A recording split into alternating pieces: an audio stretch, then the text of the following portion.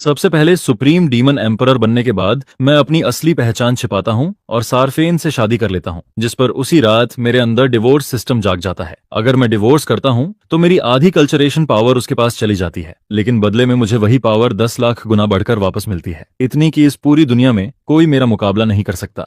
लेकिन जो बात सिस्टम नहीं जानता वह यह है कि मैं पहले ही लगातार लड़ाई और किलिंग से थक चुका हूँ। अब मैं सिर्फ एक शांत और आम जिंदगी जीना चाहता हूँ। इसके बाद 1000 साल गुजर जाते हैं, मेरे 2 बेटियां और एक बेटा होता है और जिंदगी पूरी तरह खुशहाल फील होती है।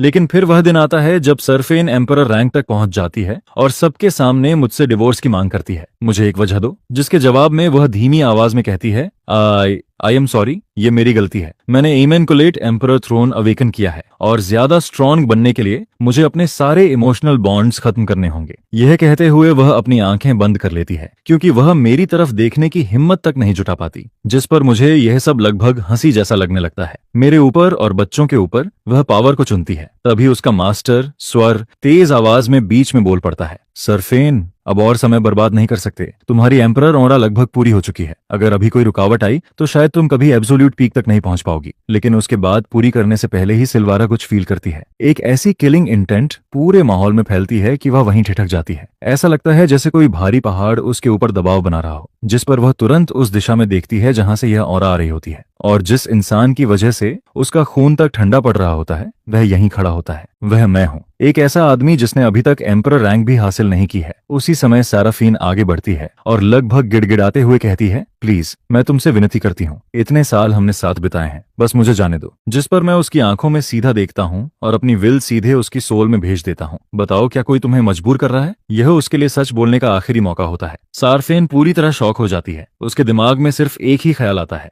उसने grand emperor realm break through कर लिया है, क्योंकि उससे कहीं ज्यादा ताकतवर इंसान ही उसकी सोल सी में इस तरह अपनी विल घुसा सकता है। वह अविश्वास से अपने पति को देखती है, लेकिन अगले ही पल उसकी आंखें फिर से मजबूत हो जाती हैं। कोई नहीं, आई एम सॉरी। यह सुनते ही मेरा चेहरा बर्फ की तरह ठंडा हो जाता है। तो फिर मैं तुम्हें शुभकामनाएं देता हूँ। इसके बाद मैं अपना हाथ उठाता हूँ और हेवेंस बॉन्ड मार्क, जो हमारे बॉन्डेड पार्टनर्स बनने के समय बना था, टुकड़ों में टूट जाता है। तभी सिस्टम की आवाज सुनाई देती है, congratulations player, divorce complete. Sherfane की कल्चरेशन पावर तुम्हारे मुकाबले लगभग ना के बराबर है। तुम्हारी करीब आधी पावर अब उसके पास ट्रांसफर हो रही है और अगले ही पल मेरी आधी कल्चरेशन पावर गायब हो जाती है, जिस पर सरफेन सीधे ग्रैंड एम्परर रियलम के फर्स्ट स्टेज से थर्ड सब स्टेज तक पहुंच जाती है। यह देखकर सिल्वारा का मुंह खुला का खुला रह जाता है। इनक्रेडिबल, यह सच में इनक्रेडिबल है। हाँ, इमैकुलेट एम्परर थ्रोन वास्तव में सारे बॉन्ड्स काटने की मांग करता है।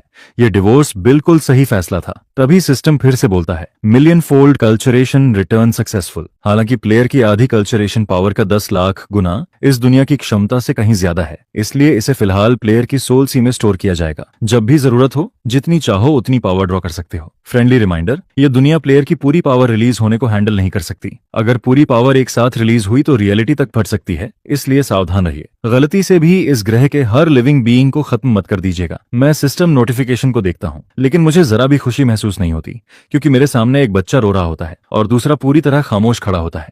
डैड, क्या आप लोग सच में अलग हो रहे हो? जिस पर मैं धीरे से मोची के माथे पर हाथ फेरता हूँ। मोची, मत रो, मैं वादा करता हूँ डैड हमेशा तुमसे प्यार करेगा। अब मेरे अंदर बची हुई सारी गर्माहट सिर्फ मेरे बच्चों के लिए होती है। वहीं दूसरी तरफ सेराफीन जानती है कि इमैकुलेट एम्परर थ्रोन सिर्फ रोमांटिक बॉन्ड्स खत्म करने की मांग करता है, इसलिए वह बच्चों को अपने पास रखना चाहती है। किड्स, मैंने पहले भी तुमसे पूछा था, क्या तुमने फैसला कर लिया है? तुम मेरे साथ रहोगे या अपने फादर के साथ जाओगे? यह सुनकर LRA अपनी मुट्ठी इतनी जोर से भींच लेती है कि उसकी उंगलियां सफेद पड़ जाती हैं, लेकिन कोई भी बच्चा तुरंत जवाब नहीं देता।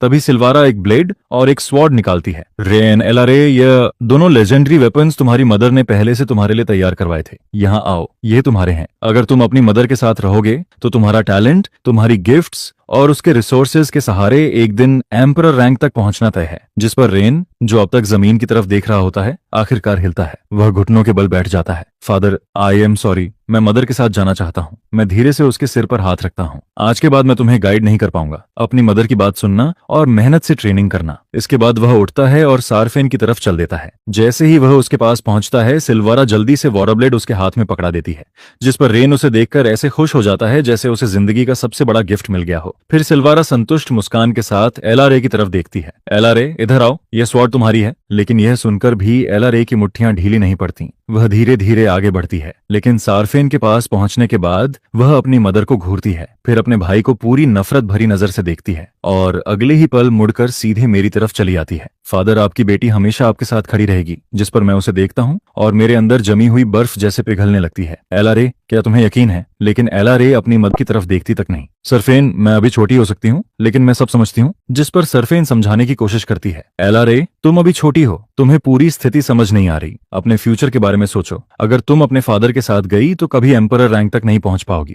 लेकिन एलआरए बिना हिचकिचाए जवाब देती है, तुम लोगों के बिना भी मैं खुद एम्परर रैंक तक पहुंच जाऊंगी। जैसे ही रेन कुछ बोलने की कोशिश करता है, एलआरए उसे बीच में ही रोक देती है। एक शब्द भी मत बोलो। अगर तुमने एक और बात कही तो मेरा कोई भाई नहीं रहेगा। वह पूरी तरह जानती है कि वह क्या कर रही है, क्योंकि एक ऐसी मदर के मुकाबले जो हमेशा ट्रेनिंग में व्यस्त रही, उसके फादर का प्यार कभी एक भी चीज मिस नहीं करता। यह सुनकर रेन सिर झुका लेता है, लेकिन अंदर ही अंदर वह सोचता है कि उसकी बहन इमोशन में बहकर गलत फैसला ले रही है। उसे यकीन होता है कि उनकी मदर के रिसोर्सेज के बिना वे दोनों अपनी जनरेशन के टॉप प्रोडिजीज कभी नहीं बन पाते। उधर आसपास खड़े लोग भी आपस में बातें करने लगते हैं। सरफेन सीधे late stage grand emperor realm तक पहुंच गई है। इतना टैलेंट होने का मतलब है कि वह सेलेस्टियल रेलम की सबसे ताकतवर लोगों में से एक बनेगी। उसका साथ छोड़ना उस लड़की की जिंदगी की सबसे बड़ी गलती होगी। लेकिन साराफीन समझ जाती है कि एलआरए अपना फैसला कर चुकी है, जिस पर वह अपनी छोटी बेटी की तरफ मुड़ती है। मोची, और तुम? मोची मेरा हाथ कसकर पकड़ लेती है। मदर बहुत बुरी है, मैं आपसे कभी बात नहीं करूंगी। यह सुनकर सार्फेन के चेहरे पर अनगिनत भाव उभर आते हैं। मोची, इधर आओ। मैं सेलेस्टियल रियलम के सबसे मशहूर कुलिनरी मास्टर्स को हायर करूंगी।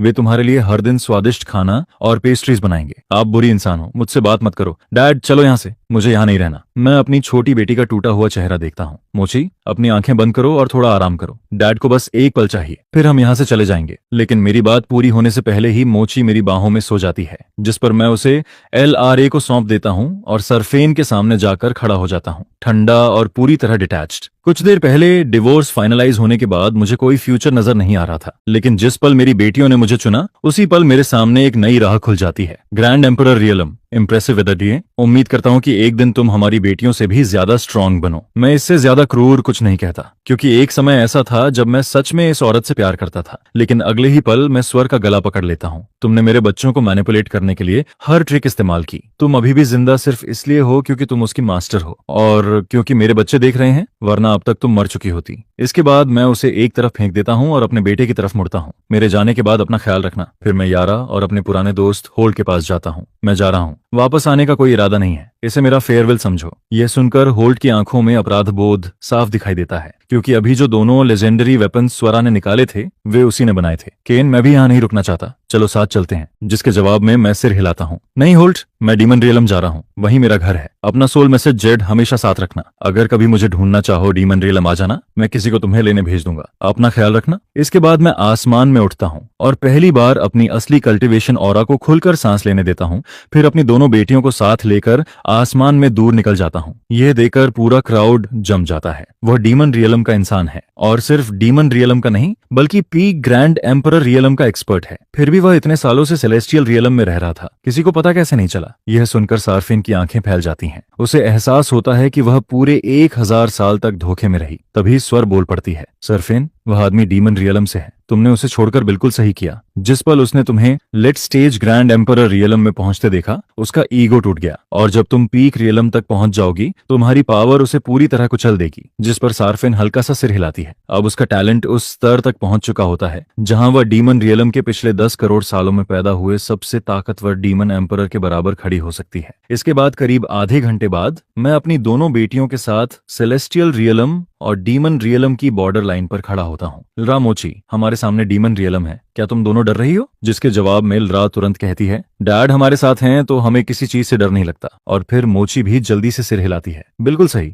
मोची को भी बिल्कुल डर नहीं लगता। यह सुनकर मैं मुस्कुराते हुए दोनों के सिर पर हाथ फेरता हूँ। तुम्हें सच में डरने की जरूरत नहीं है, क्योंकि तुम्हारे डैड बहुत लंबे समय से अनबीटेबल हैं। जिस पर एलआरए मुझे अजीब नजरों से देखती है। डैड, क्या आप सच में इतने अनबीटेबल हो? आपने तो हमेशा हमें सिखाया है कि दुनिया में हमेशा कोई न कोई हमसे ज्यादा स्ट्रांग होता है और कभी एरोगेंट नहीं बनना चाहिए। जिसके जवाब में मैं हंस पड़ता हूँ। वह रूल तुम लोगों पर लागू होता है, लेकिन तुम्हारे डैड एक्सेप्शन है, क्योंकि मैं वही इंसान हूँ जिसके बारे में बाकी सब लोग बात करते हैं। यह सुनकर एलआरए अपना मुंह ढककर जोर से हंसने लगती है। डैड, आप सच में बहुत शेमलेस हो। हाँ हाँ हाँ, डैड की बात में थोड़ा लॉजिक तो है, लेकिन सिर्फ थोड़ा सा। मैं अपनी दोनों बेटियों को हंसते हुए देखता हूँ और मेरे अंदर बचा हुआ हर अंधेरा धीरे धीरे गायब होने लगता है। ठीक है, चलो चलते हैं। डैड तुम्हें डीमन रियलम घुमाने ले जा रहे हैं, ललाता कहते हैं। यह सुनते ही मोची की आंखें चमक उठती हैं। डैड, डीमन रियल में अच्छा खाना बहुत मिलता है क्या? बहुत ज्यादा। और मैं एक पुराने डीमन को जानता हूँ जिसकी कुकिंग पूरी तरह लेजेंडरी है, लेकिन उससे पहले मुझे तुम्हें एक जगह ले जाना है। इसके बाद कुछ ही देर में मैं उन्हें जमीन के काफी नीचे लेकर पहुंच जाता हूँ। डैड, हम कहाँ हैं? ये मेरा पुराना वॉल्ट है जब मैं डीमन रियलम में रहता था। फिर मैं मुस्कुराते हुए कहता हूँ, रेन को अभी एक लेजेंडरी वॉबलेट मिला है ना? तो अब डैड अपनी वेपन्स तुम दोनों को देने वाले हैं। ये कहते ही मैं अंधेरे की तरफ देखकर आवाज लगाता हूँ, लिटिल शैडो,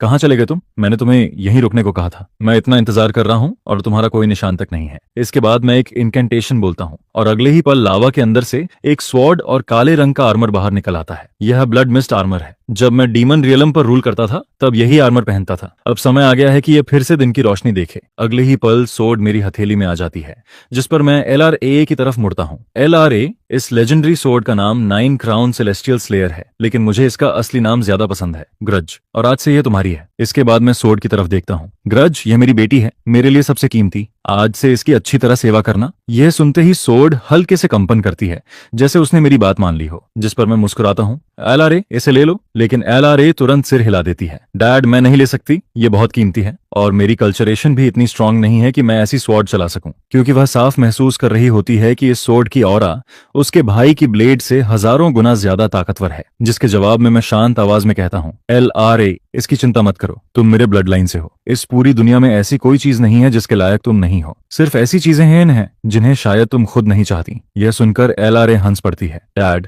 यह सुनने काफी कूल था, लेकिन फिर भी मुझे थोड़ा फनी लगा, जिस पर मैं भी हल्का सा हंसता हूँ। तो फिर इसकी आदत डाल लो, क्योंकि अब हम डीमन रियलम में हैं और यहाँ मुझे खुद को थोड़ा अलग तरीके से कैरी करना पड़ेगा। ये जगह बहुत ब्रूटल है, सिटेलियल रियलम की सोशल नाइसिटीज जैसी नहीं। यहाँ सिर्फ एक चीज मायने रखती है, सबसे जोर से कौन मार सकता है। यही यहाँ का लॉ है। इसलिए डैड को यह सुनिश्चित करना होगा कि तुम दोनों पूरी तरह इक्विप्ड रहो। इसके बाद मैं स्वॉर्ड उसके हाथों में रख देता हूँ। फिर मोची की तरफ मुड़ता हूँ। मोची, डैड के पास तुम्हारे लिए भी कुछ स्पेशल है। जिस पर ब्लड मिस्ट आर्मर अचानक छोटा होने लगता है और धीरे धीरे मोची की तरफ उड़ता है। डैड, क्या यह मेरे लिए है? लेकिन यह थोड़ा अगली लग रहा है। यह सुनते ही आर्मर सचमुच कांप जाता है, जिस पर मुझे हंसी आ जाती है। ब्लड मिस्ट आर्मर, सुना तुमने? मेरी बेटी को तुम्हारा यह रूप पसंद नहीं आया। अपना रूप बदलो, ऐसा बनो जिसे कोई बच्चा पसंद करे। अगले ही पल वह डरावना काला आर्मर बदलकर बेहद प्यारा और क्यूट बन जाता है, जिस पर मोची की आंखें चमक उठती हैं। मैं आर्मर को थम्स अप देता हूँ। मोची, अब पसंद आया? मुझे बहुत पसंद आया, सच में बहुत ज्यादा। अच्छा है, अब इसका नया नाम रखो। तुम इससे बात कर सकती हो, इसका कलर बदल सकती हो, इसे इनविजिबल कर सकती हो, छोटा या बड़ा कर सकती हो, जो चाहो कर सकती हो। यह सुनकर मोची हैरान रह जाती है। वाओ, ये इतना सब कर सकता है? ठीक है, मुझे नाम सोचने दो। वह अपनी उंगली मुंह में दबाकर सोचने लगती है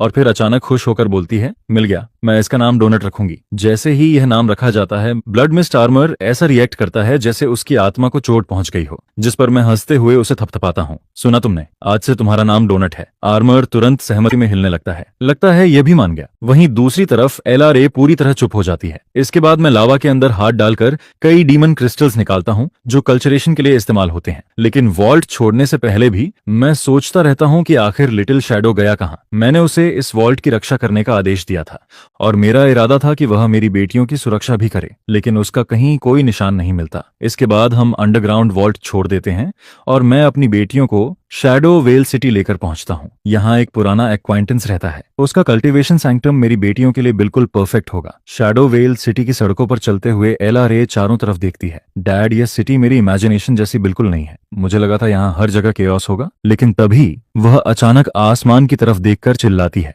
डैड देखो, ऊपर लोग लड़ रहे हैं। हम आसमान की तरफ देखते हैं, जहाँ कुछ आदमी एक रेड ड्रेस पहनी हुई लड़की को चारों तरफ से घेर चुके होते हैं। इसे जाने नहीं देंगे, आज की रात मजेदार होने वाली है। दूसरा आदमी हंसते हुए कहता है, मजा बाद में, पहले वह चीज मायने रखती है जो इसके पास है। हालांकि देखने में ये काफी खूबसूरत है। यह देखकर LRA तुरंत मेरी तरफ देखती है। डैड, वे लोग उसे टारगेट कर रहे हैं, तो तुम उसकी मदद करना चाहती हो? मैं पहले से जानता हूँ कि मेरी बेटी ऐसी चीज को इग्नोर नहीं कर सकती। जिस पर LRA थोड़ी झिझकती है। शायद मुझे बीच में नहीं पड़ना चाहिए। रुको, मैं अभी भी सेलेस्टियल रियलम के तरीकों से सोच रही हूँ। अगर मैंने दखल दिया और बाकी लोग भी मेरे खिलाफ आ गए तो? लेकिन मैं बिल्कुल बेफिक्र दिखाई देता हूँ। जितने भी आएंगे डैड संभाल लेंगे। जाओ और जो करना चाहो करो। किसी बात की चिंता मत करो, बस यही सुनना LRA के लिए काफी होता है। डैड मैं जा रही हूँ, जाओ और अपनी नई स्वॉर्ड को अच्छे से टेस्ट भी कर लेना। अगले ही पल LRA बिजली की तरह गायब हो जाती है और रेड ड्रेस वाली लड़की के पास पहुंच जाती है। मैं तुम्हारी मदद करती हूँ, यह कहते हुए वह स्वॉर्ड घुमाती है और सिर्फ एक फ्लैश में एक अटैकर की मौत हो जाती है। यह देखकर बाकी चारों आदमी तुरंत सतर्क हो जाते हैं, खासकर तब जब वे LRA के हाथ में मौजूद स्वॉर्ड को देखते हैं। उधर रेड ड्रेस वाली लड़की की उम्मीद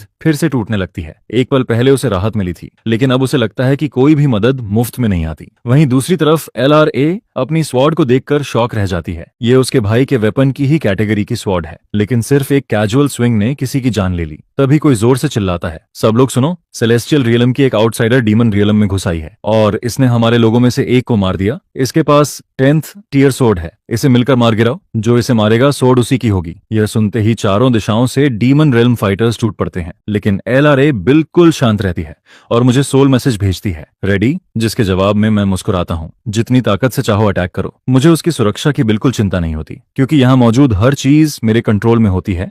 जिस पर LRA पूरी ताकत से भीड़ के बीच टूट पड़ती है और रेड ड्रेस वाली लड़की को लोग लगभग भूल ही जाते हैं। वह LRA को चारों तरफ से घिरा हुआ देखती है। उसके सामने दो रास्ते होते हैं, अभी भागना सबसे आसान विकल्प है, लेकिन थोड़ी देर सोचने के बाद वह दांत भींचती है और LRA के साथ लड़ने का फैसला कर लेती है, जिस पर वह वापस बैटल में कूद पड़ती है। मैं उसे देखकर हल्का सा सिर हिलाता हूँ, बुरा नहीं, इस लड़की में ऑनर है, कम से कम भागी तो नहीं। लेकिन तभी मुझे कुछ अजीब महसूस होता है, रुको, ये लड़की किसी जानी पहचानी इंसान जैसी क्यों लग रही है। मैं आगे सोच ही रहा होता हूँ कि तभी एक ठंडी और खतरनाक आवाज पूरे आसमान में गूंजती है, 10th टियर स्वॉर्ड, आज का दिन सच में भाग्यशाली है, तुम दोनों इसे मुझे सौंप दो। यह सुनते ही बाकी लोग घबरा जाते हैं, बुरा हो गया, वह सीक्रेट किंग रेल्म कल्टिवेटर है, उसके सामने यह सोर्ड पाना हमारे लिए नामुमकिन है। लेकिन अगले ही पल उस बूढ़े आदमी की नजर मुझ पर पड़ती है और उसकी आवाज गले में अटक जाती है, ग्रैंड एम्परर रेल्म। यह जूनियर अंधा था, सीनियर आप जारी रखिए, मैं अभी चला जाता हूँ। लेकिन मैं उसे रोक देता हूँ, रुको, मुझे अभी कुछ सेकंड पहले वाला तुम्हारा घमंडी रवैया काफी पसंद आया था। यह सुनते ही वह बूढ़ा आदमी बिना एक पल गनवाए अपनी दोनों भुजाएं खुद तोड़ देता है। मैं गलत था, कृपया दया कीजिए, जिस पर मैं सिर हिलाता हूँ। अच्छा है, कम से कम जरूरत पड़ने पर समझदारी दिखा लेते हो, धन्यवाद सीनियर, मेरी जान बख्शने के लिए। और अगले ही पल वह गायब हो जाता है। फिर मैं आसमान में मौजूद बाकी फाइटर्स की तरफ देखता हूँ, मेरी चिंता मत करो, तुम लोग जारी रखो। यह सुनकर LRA मन ही मन सोचती है, तो ग्रैंड एम्परर रियल फादर होने का एहसास ऐसा होता है, लेकिन उसके आसपास मौजूद फाइटर्स बेवकूफ नहीं होते, वे सभी एक साथ भागने की कोशिश करते हैं। जिस पर मैं सिर्फ अपना हाथ उठाता हूँ और अगले ही पल एक कंटेनमेंट बैरियर पूरे आसमान को सील कर देता है। नहीं, वे पूरी ताकत से बैरियर पर अटैक करते हैं, लेकिन बैरियर हल्का सा भी नहीं हिलता, जिस पर LRA और रेड ड्रेस वाली लड़की तुरंत अटैक शुरू कर देती हैं। और सिर्फ 2.5 मिनट बाद जितने भी फाइटर्स LRA पर टूट पड़े थे, उन सभी की लाशें जमीन पर बिखरी पड़ी होती हैं। इसके बाद LRA तेजी से मेरे पास लौट आती है, डैड ये स्वॉर्ड मेरे लिए बिल्कुल परफेक्ट है, जिस पर मैं हल्का सा सिर हिलाता हूँ। लेकिन उसी समय मेरे दिमाग में एक और बात चल रही होती है, मुझे इसके लिए सही कल्चरेशन टेक्निक ढूंढनी होगी और इसकी पुरानी फाउंडेशन को डेमोनिक एसेंस में बदलना होगा, क्योंकि डेमन रियलम में सेलेस्टियल रियलम की टेक्निक्स इस्तेमाल करना जरूरत से ज्यादा अटेंशन खींचता है। लेकिन तभी वॉइड के अंदर से एक ठंडी आवाज सुनाई देती है। मैंने बहुत दूर से 10th टियर स्वॉर्ड की ऑरा महसूस की थी। पहले लगा शायद मेरा अंदाजा गलत है, लेकिन लगता है मैं सही था। हाँ, आज की यात्रा बेकार नहीं गई। यह सुनते ही मेरे दिमाग में एक पुराना नाम उभर आता है, रेवेनेंट सेक्ट, और उसके साथ एक पुरानी याद भी सामने आ जाती है। मैंने इस सेक्ट के हर ग्रैंड एम्परर को अपने हाथों से खत्म किया था, लेकिन मुश्किल से 1000 साल बाद ही उन्होंने फिर से एक ग्रैंड एम्परर पैदा कर लिया। मेरे लिए तो टाइमिंग काफी अच्छी है। जिस पर सामने वाला आदमी घमंड से मुस्कुराता है, ऐसा है क्या? अगर मुझे सही याद है तो कुछ देर पहले भी किसी ने यही बात कही थी, और आज तक मुझे समझ नहीं आया कि उसने अचानक अपनी दोनों भुजाएं क्यों तोड़ लीं और जान बचाकर क्यों भाग गया। यह सुनते ही रेवेनेंट सेक्ट का कल्टीवेटर गुस्से से भर जाता है, तो मौत को बुला रहे हो। रेवेनेंट सेक्ट बहुत लंबे समय से शांत बैठी है, दुनिया हमारी ताकत भूल चुकी है, और आज मैं तुम्हें इस्तेमाल करके पूरी दुनिया को बताऊंगा कि रेवेनेंट सेक्ट फिर से अपने पीक पर लौट आई है। जिस पर मैं मुस्कुराता हूँ, वाह, सिर्फ मेरी सोड ही नहीं चुरानी है, मेरी डायलॉग भी चुराने लगे हो। लगता है रेवेनेंट सेक्ट को अभी कुछ साल और जमीन के नीचे रहना चाहिए। लेकिन मेरी बात पूरी होने से पहले ही अभी तक मुस्कुरा रहा वह कल्टीवेटर अचानक महसूस करता है कि मेरा हाथ उसके गले पर कस चुका है, और चाहे जितनी कोशिश कर ले वह छूट नहीं पाता। नहीं, ये नामुमकिन है। जिस पर मैं शांत आवाज में कहता हूँ, मजेदार बात यह है कि तुम्हारे एंसेस्टर ने भी मरने से पहले यही शब्द कहे थे। लगता है तुम्हारी पूरी ब्लड लाइन बहुत कंसिस्टेंट है। मेरे इतना कहते ही उसके शरीर से भयानक काला धुआं निकलने लगता है और कुछ ही सेकंड में उसका पूरा शरीर काली राख में बदल जाता है। यह देखकर रेड ड्रेस वाली लड़की स्तब्ध रह जाती है। वह क्या था? ऐसी डार्क एनर्जी जिसने मिड स्टेज ग्रैंड एम्परर को एक ही पल में खत्म कर दिया। लेकिन मैं उसकी तरफ ध्यान नहीं देता और वापस मोची के पास आ जाता हूँ। मोची, क्या तुम डर गई थी? जिसके जवाब में मोची गर्व से सिर हिलाती है, बिल्कुल नहीं, मुझे तो अभी डैड बहुत कूल लग रहे थे। यह सुनकर मैं अपनी छोटी बेटी को देखता हूँ और मन ही मन सोचता हूँ, मेरे इस छोटे ट्रेजर में सच में कुछ खास है। आखिर यह मेरी ब्लड लाइन से जो है। लेकिन तभी पूरे आसमान में डरावने स्टॉर्म क्लाउड्स छा जाते हैं और उनके साथ एक गूंजती हुई बुजुर्ग आवाज सुनाई देती है। मेरे सिटी में मारने की हिम्मत किसने की? अगले ही पल एक भारी दबाव पूरे इलाके पर उतर आता है, जिस पर आसपास मौजूद लोग घबरा जाते हैं। सिटी लॉर्ड आ गए, जिसने भी ये किया है अब उसका अंत तय है। दूसरा व्यक्ति तुरंत कहता है, तुम जानते भी हो वह कौन है? शैडो सिटी का लॉर्ड, पूरे डीमन रियलम के सबसे ताकतवर लोगों में से एक है, पीक ग्रैंड एम्परर रियलम। लेकिन यह सुनकर मैं सिर्फ हल्का सा मुस्कुरा देता हूँ। ये बूढ़ा अभी भी शो ऑफ करना नहीं भूला। इसके बाद बादलों के बीच से एक आकृति धीरे धीरे नीचे उतरती है। कौन सा तुच्छ प्राणी इतनी हिम्मत करता है? अपना नाम बताओ। जिस पर मैं आराम से जवाब देता हूँ, तुम्हारा ग्रैंडफादर। अब नीचे आओ और रिस्पेक्ट दिखाओ। यह सुनते ही वह गुस्से से भर उठता है। तुम्हारी हिम्मत कैसे हुई? लेकिन अगले ही पल वह अचानक रुक जाता है। रुको, क्या मैं सही देख रहा हूँ? और उसके साथ ही पूरे आसमान से स्टॉर्म क्लाउड्स और प्रेशर गायब हो जाते हैं। फिर वह सीधे मेरे पास उतरता है और जोर से हंस पड़ता है। मुझे पता था, तुम मुसीबतों के पुतले इतने सालों से कहाँ गायब थे?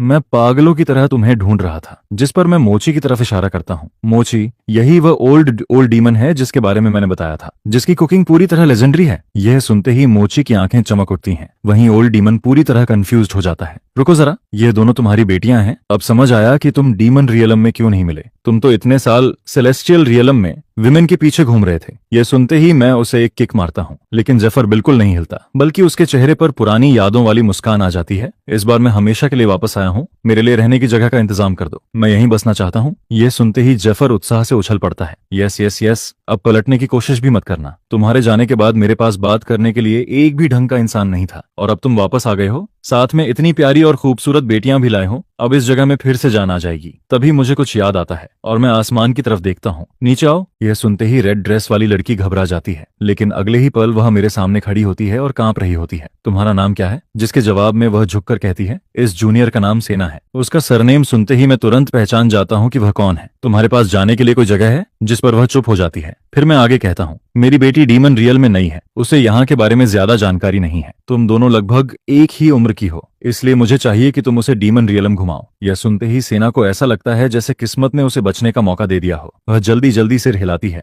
बिल्कुल, आज से तुम हमारे साथ रहोगी। इसके कुछ समय बाद शैडो वेल सिटी के बीचों बीच मौजूद एक शांत कोर्टयार्ड में जेफर गर्व से मुस्कुराता है। तो बताओ कैसा लगा? आमतौर पर यहाँ सिर्फ मैं रहता हूँ, लेकिन अब जब तुम वापस आ गए हो, यह जगह तुम्हारी है। मैं चारों तरफ नजर दौड़ाता हूँ और फिर भौहें सिकोड़ लेता हूँ। क्या यह सच में तुम्हारा घर है? जिस पर जेफर हंस पड़ता है। क्या करूं? मैं तुम्हारे घर में इतना रहा कि आखिर में पूरा घर ही कॉपी कर लिया। यह सुनकर मैं सिर हिलाकर हंस देता हूँ।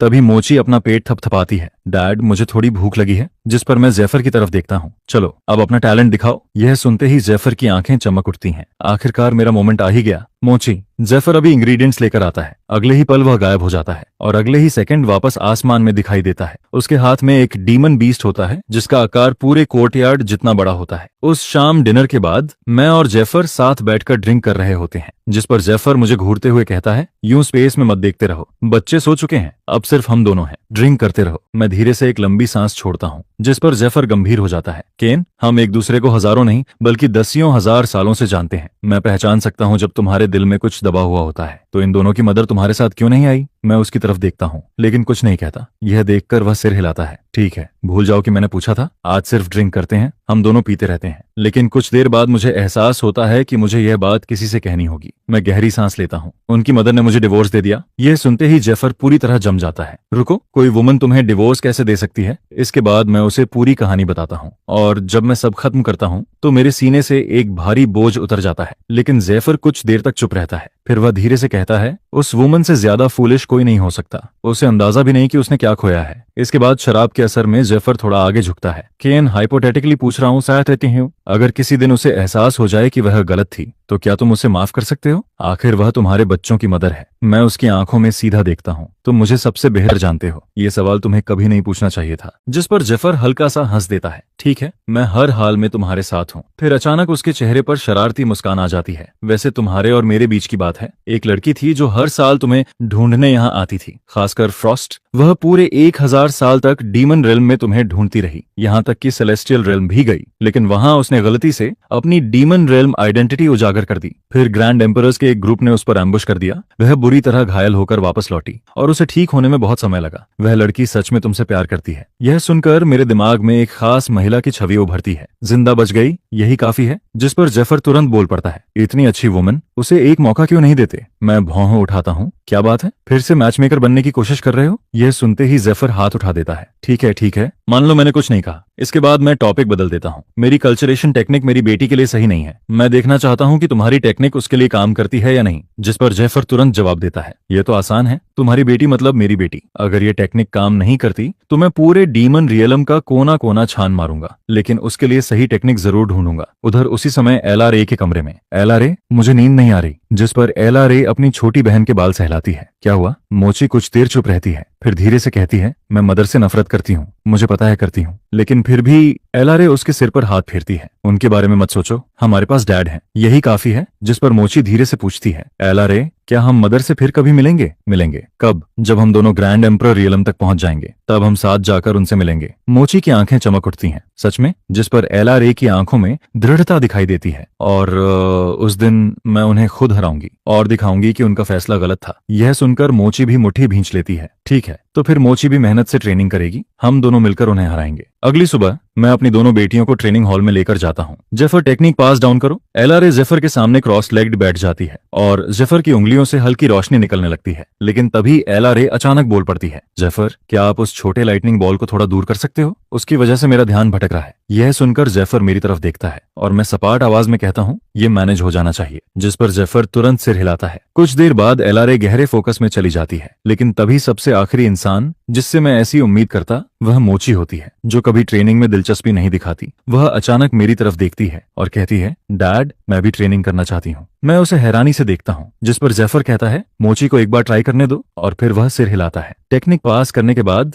जेफर एक अजीब से एक्सप्रेशन के साथ मेरी तरफ मुड़ता है। एलआरए की सिचुएशन मुझे सच में फ्रॉस्ट की याद दिलाती है। अभी वह उसके लेवल तक नहीं पहुंची है, लेकिन जो साइकोलॉजिकल ब्लॉक है वो बिल्कुल वैसा ही है, और उस चीज के बारे में मैं भी कुछ नहीं कर सकता। जिस पर वह आगे कहता है, तुम्हें पता है, तुमने उस समय फ्रॉस्ट को रिजेक्ट किया था, उसकी वजह भी यही पर्सनैलिटी थी, है ना? और अब तुम्हारी बेटी भी बिल्कुल उसी जैसी है। बस करो। इसके बाद मुझे अचानक कुछ याद आता है। वैसे मैं तुमसे कल एक बात पूछना भूल गया था, क्या इन सालों में तुम्हें लिटिल शैडो कहीं दिखाई दिया है? जिस पर जेफर जवाब देता है, असल में हाँ, क्योंकि उसने मेरा सबसे अच्छा वेपन थंडरस्म स्मोक ब्लेड चुरा लिया था। यह सुनते ही मेरा चेहरा लाल पड़ जाता है। और फिर क्या हुआ? फिर कुछ नहीं हुआ। इसके बाद वह सीधे मेरी तरफ उंगली दिखाते हुए कहता है, साफ साफ सुन लो, तुम्हें मेरी थंडरस्म स्मोक ब्लेड वापस लानी होगी, और वो बीस्ट तुम्हारा बॉन्डेड क्रिएचर है, लेकिन मुझे नहीं पता कि वह अभी कहाँ है। बॉन्ड का आधा हिस्सा तो मैंने उस समय ही सेवर कर दिया था जब मैं यहाँ से गया था। ये सुनकर जेफर कुछ देर के लिए चुप हो जाता है। करीब 2.5 मिनट बीत जाते हैं, जिस पर एलआरए अपनी आंखें खोलती है। डैड,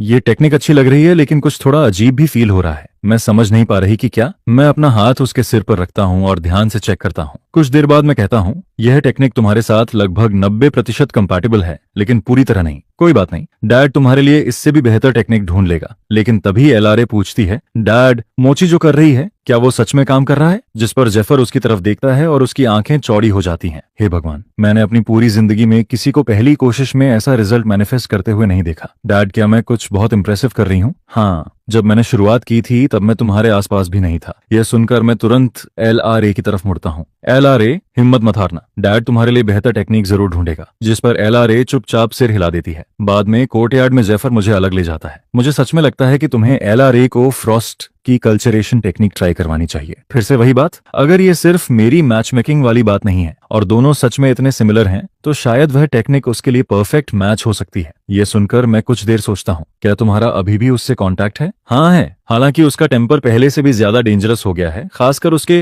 वेपन चोरी होने के बाद। यह सुनते ही मुझे सब समझ आ जाता है। अब समझ आया, इतने सालों तक तुम मुझे उसके साथ रहने के लिए पुश करते रहे क्योंकि वो तुम्हें धमका रही थी, है ना? बिल्कुल नहीं। ठीक है, उसे एक सोल मैसेज भेजो, उसे यहाँ आने के लिए कहो। यह सुनकर जेफर साफ तौर पर राहत की सांस लेता है। आखिरकार अब मुझे रोज रोज ये काम नहीं करना पड़ेगा। लेकिन सिर्फ 15 मिनट बाद ही मोची खिड़की की तरफ इशारा करती है। डैड, बाहर बर्फ गिर रही है, जबकि कुछ पल पहले तक मौसम बिल्कुल साफ था। और उसी समय खिड़की के बाहर सफेद कपड़ों में एक फिगर दिखाई देता है। फ्रॉस्ट। जेफर ने कहा था कि तुम्हारे पास कोई जरूरी खबर है, क्या तुमने उसे ढूंढ लिया? लेकिन फ्रॉस्ट अंदर नहीं आती है, क्योंकि वह उस जगह को डिस्टर्ब करने से डर रही होती है जिसके बारे में वह सालों से सपने देखती आई है। तभी अंदर से एक आवाज आती है, अंदर नहीं आओगी? और अगले ही पल फ्रॉस्ट कमरे के अंदर दिखाई देती है। तुम इतने सालों तक कहाँ थे? तुम्हें अंदाजा भी है कि मैंने क्या क्या झेला है? यह देखकर जेफर सिर हिलाता है। पूरी दुनिया में सिर्फ तुम ही हो जो इसे ऐसा बिहेव करने पर मजबूर कर सकते हो। जिस पर फ्रॉस्ट मेरी तरफ देखती है। तुम अभी भी बिल्कुल वैसे ही हो। असल में मैं काफी बदल गया हूँ। इसके बाद वह मेरी बगल में खड़ी दोनों लड़कियों की तरफ देखती है। और ये दोनों मेरी बेटियां हैं, वो हैं मोची और LRA।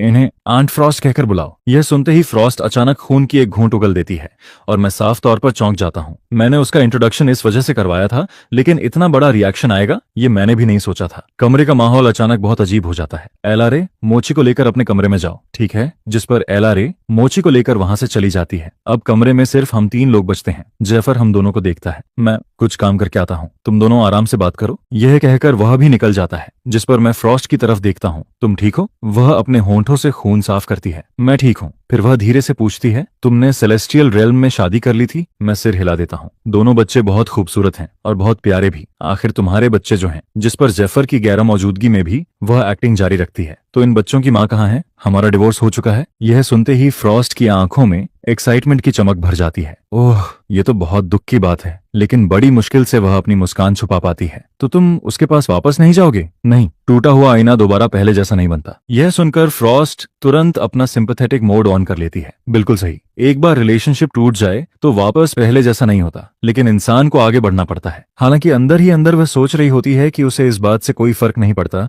कि उसने पहले किसी और से प्यार किया था। जब तक वह चैप्टर खत्म हो चुका है तब तक सब पॉसिबल है। जिस पर वह आगे पूछती है, तो अब इन दोनों बच्चों के पास कोई मदर फिगर नहीं है, क्या तुमने इनके लिए नई माँ ढूंढने के बारे में सोचा है?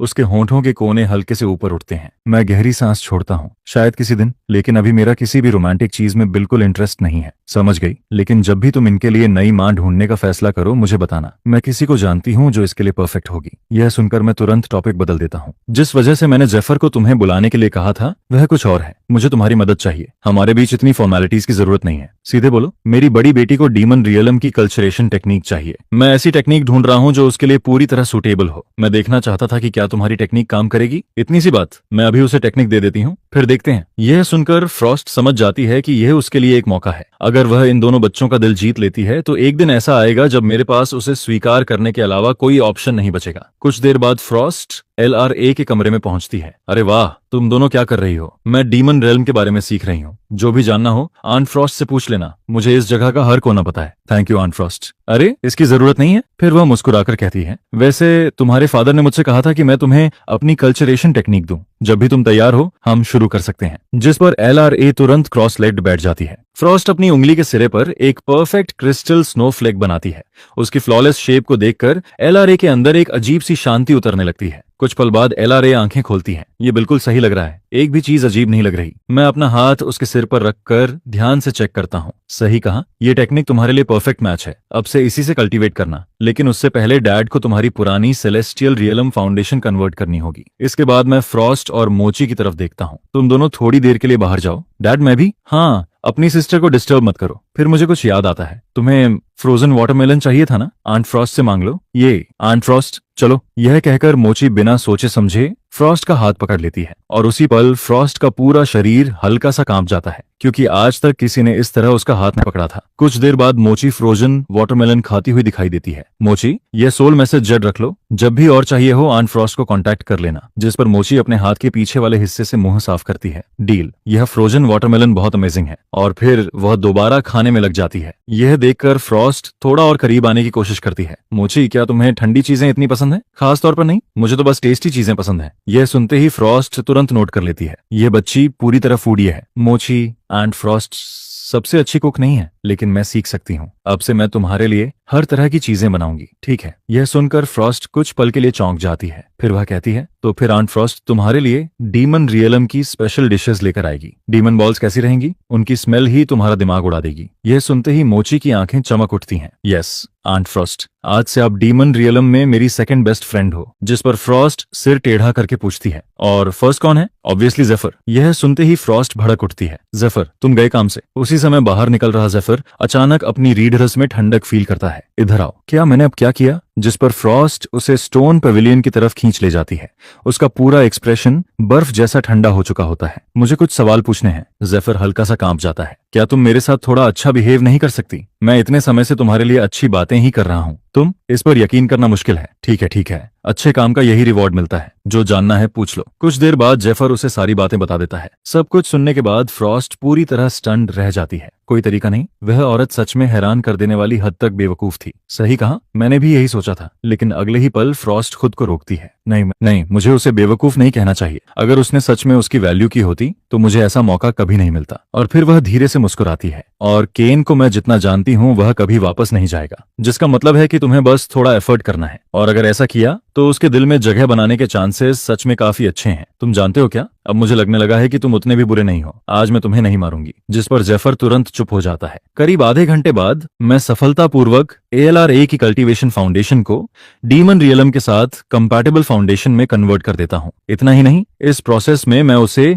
एक पूरा मेजर रियलम भी ऊपर पहुंचा देता हूँ। इसके बाद मैं ALRA को लेकर गार्डन में आता हूँ। वहां पहुंचकर मैं फ्रॉस्ट और मोची को एक साथ हंसते और खेलते हुए देखता हूँ, जिस पर मैं कुछ पल के लिए रुक जाता हूँ। तुम दोनों की तो काफी अच्छी बन गई। जिस पर फ्रॉस्ट हंसते हुए कहती है, वह क्यूट भी है और स्मार्ट भी। ऐसे में मेरी उससे कैसे नहीं बनेगी। फिर वह तुरंत मोची की तरफ देखती है। मोची, जल्दी अपने डैड को बताओ, डीमन रियलम में तुम्हारा नंबर 1 फ्रेंड कौन है? यह सुनकर मैं और LRA एक दूसरे की तरफ देखते हैं। यह औरत सच में काफी खतरनाक है। लेकिन तभी मेरी सोल मैसेज जेड और स्पेशियल स्टोरेज दोनों एक साथ वाइब्रेशन करने लगते हैं। मैं तुरंत उन्हें निकालता हूँ। मैसेज होल्ड का था, जो सेलेस्टियल रियलम में मेरा पुराना दोस्त है। केन, मैं अब यहाँ और नहीं रह सकता। क्या मैं डीमन रियलम आ सकता हूँ? जिस पर मैं पूछता हूँ, हुआ क्या है? जब तुम यहाँ से गए तब सबको पता चल गया कि तुम डीमन रियलम से हो, और क्योंकि सब जानते हैं कि हमारी कितनी अच्छी फ्रेंडशिप है, अब लोग कह रहे हैं कि मैंने सेलेस्टियल रियलम को बेट्रे किया है। उनका कहना है कि डीमन रियलम का स्पाई अंदर लाने वाला मैं था। यह सुनकर मैं शांत आवाज में कहता हूँ, उन्हें मैंने जो कहना है कहने दो। तुमने अपना फैसला कर लिया है। सीधे सेलेस्टियल रियलम और डीमन रियलम की बॉर्डर वॉल तक पहुंचो, फिर मुझे मैसेज भेजना, मैं खुद तुम्हें लेने आऊंगा। डील। फिर होल्ट अचानक कुछ याद करता है। एक बात बताना भूल गया, तुम्हारी फॉर्मर सिस्टर इन लॉ यारा भी मेरे साथ आने की जिद कर रही है। मैं सिर हिला देता हूँ, क्योंकि यारा हमेशा मेरे और बच्चों के साथ अच्छा व्यवहार करती आई थी। सोल मैसेज खत्म होते ही मेरी दोनों बेटियां मेरे पास आ जाती हैं। क्या होल और यारा यहाँ आने वाले हैं? मैं सिर हिलाता हूँ, जिस पर दोनों के चेहरे एक्साइटमेंट से चमक उठते हैं। लेकिन फ्रॉस्ट ये सुनते ही अपनी आंखें सिकोड़ लेती हैं। परफेक्ट, मैं भी देखना चाहती हूँ कि उस औरत की सिस्टर कैसी है। उधर सेलेस्टियल रियलम के एक भव्य हॉल के अंदर, सेराफिन, क्या तुम चाहती हो कि मैं बच्चों तक कोई मैसेज पहुंचाऊं? जिस पर सेराफिन अपनी आंखें बंद करती है, गहरी सांस लेती है और फिर धीमी आवाज में कहती है, उन्हें बता देना कि उनकी माँ की अपनी जिंदगी है, और उनसे कहना कि मुझसे नफरत मत करें। इसके बाद वह कुछ पल रुकती है, और तुम भी अपना ध्यान रखना, जल्दी वापस आना। जितना ज्यादा समय तुम डीमन रियल में रहोगे उतना ज्यादा खतरा होगा। यह सुनकर यारा बिना कुछ कहे वहां से चली जाती है। उसका पूरा मूड पूरी तरह गिर चुका था। अगले दिन होल्ट और यारा दोनों बॉर्डर वॉल पर पहुंच जाते हैं, जिस पर होल्ट सोल मैसेज जेड निकालता है। केन, हम बॉर्डर वॉल तक पहुंच गए हैं, तुम कहां हो? मैसेज भेजने के कुछ समय बाद ही उनके सामने अचानक एक फिगर प्रकट होता है। मुझे देखते ही होल्ट मुस्कुरा देता है। डेमन रियलम में पहली बार आया हूं,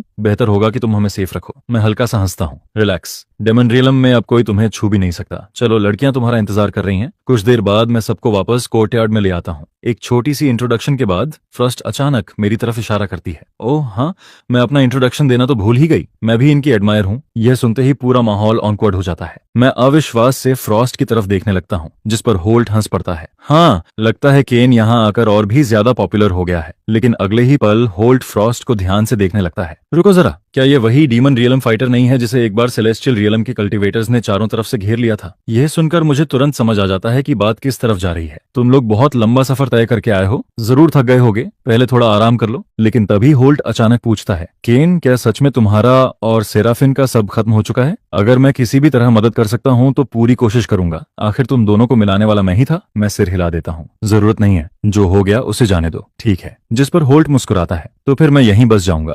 वैसे भी मुझे हमेशा से वेपन फोर्जिंग पसंद रही है। बाहरी दुनिया में क्या हो रहा है उससे मुझे कोई फर्क नहीं पड़ता। बस मेरे लिए एक फोर्जिंग रूम बनवा दो, मैं खुश हूँ। फिर उसकी नजर मोची और एलआरए पर जाती है। सबसे जरूरी बात, मुझे तुम्हारी दोनों बेटियां सच में बहुत पसंद हैं।